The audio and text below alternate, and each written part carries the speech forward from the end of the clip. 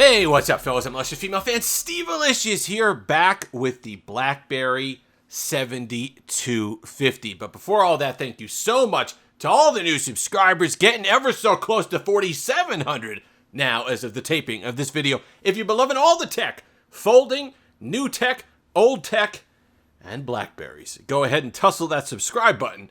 It certainly means a lot to me. So the 7250 came out, I don't know if it was announced in late 2004 and then came out in very early 2005. I didn't get mine until 2006. This one came from eBay in the wonderful days of Verizon, where you could go on. I didn't realize that once I thought, for years, I thought whether it was Singular, Verizon, that I just get my contract, have to wait out my 2 years with a phone regardless, and then upgrade after the 2 years. And then find out, no, I could get a device off of eBay that's off contract from somebody else, give Verizon the ESN, which you'd have to pay. When you'd call them, you'd have to pay $20 to switch over your device if you did it over the phone. So I'd give them the ESN, then you'd have your new device that you'd take, which I think you could receive calls on, or if it was the other way around, but you'd have to get whatever night or day that you switched your device using the ESN number, you'd have to carry your old device around, because it was either you would send on one and receive on the other, or the other way around.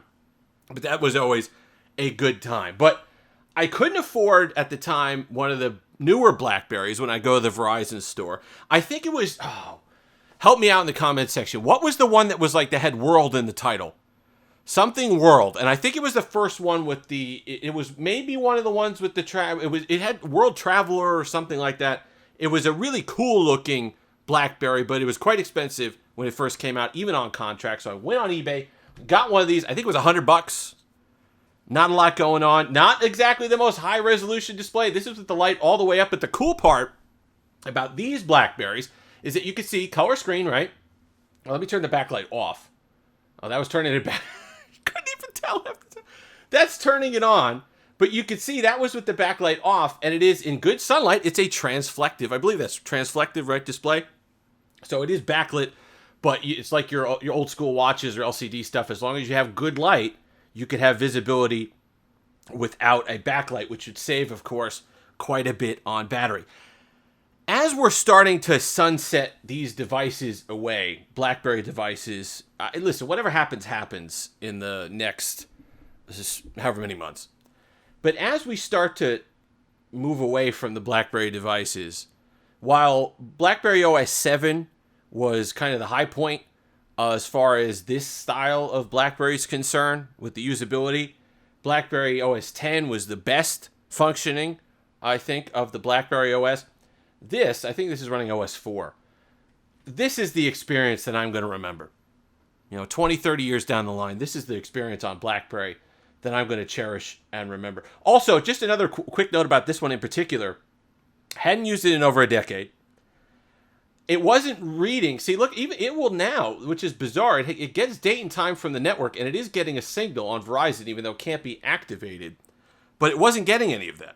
So it's like one of those memes. Tell us you're old without telling us you're old. Well, I once owned a phone that I could take apart, do a simple repair on, and put back together all in the span of about 5 minutes. So you can't exactly do that anymore. So that was cool. I mean, the thing was quite thick. Not quite an inch, but it was getting close. But you could open it up, literally 6 screws, take it apart, clean the keyboard, do whatever you got to do, and put it back together, and you had a functioning unit. Once again, there was a connection there. So I'm able to get it connected, but there's no chance in the world that it would be able to get activated. But this kind of home screen layout, my track wheel is toast. You see what's happening there? And even if you go slow, and that's kind of the reason why I took it apart as well, to see if I could get something else going with the track wheel there. So if you had an old one and yours did that, let me know in the comment section. But before trackpad, before capacitive touch keyboards, all the rest of it, you had that BlackBerry. Remember the BlackBerry thumb people would talk about? Just people just jamming their thumb against the thing, against the track wheel to get their mail and all the rest of it.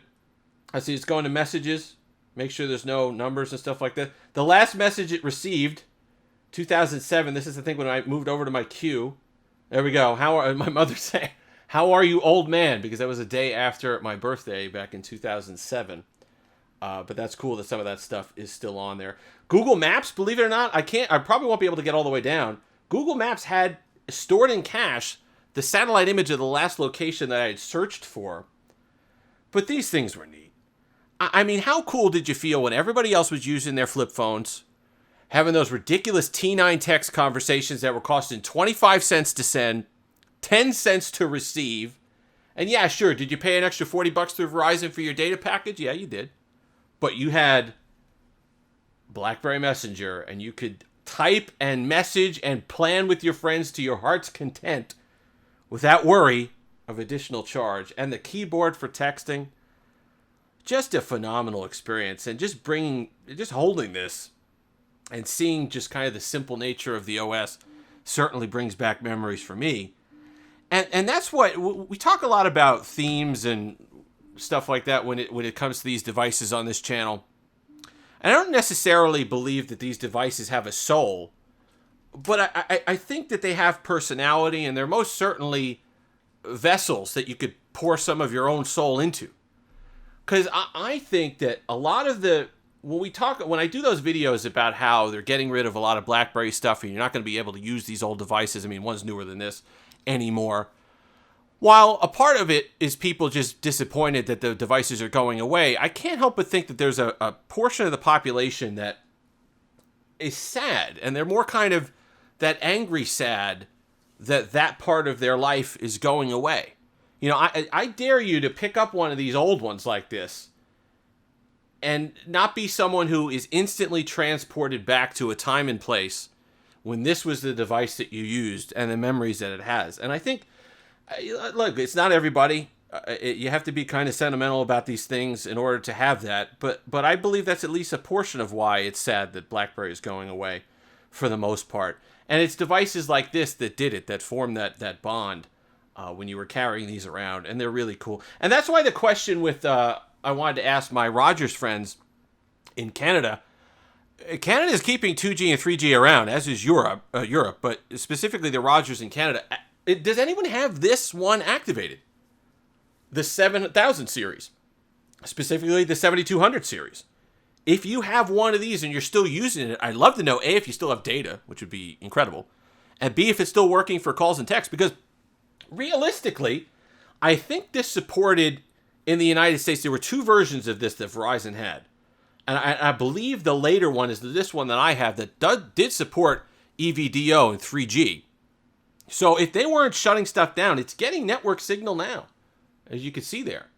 So if they weren't shutting it down, this might still be able to, at the very least, get calls and simple SMS, texting. Not anything data related, but it would still be cool if there were some way, somehow, that some of these were still online and in use with the click wheel. Let me know also if you had the track wheel issue where it was just kind of doing this, where you couldn't accurately get it around the screen, and if there's a fix for that. Oh, look at that. It got all the way down. Oh, well, we're going to hold on here.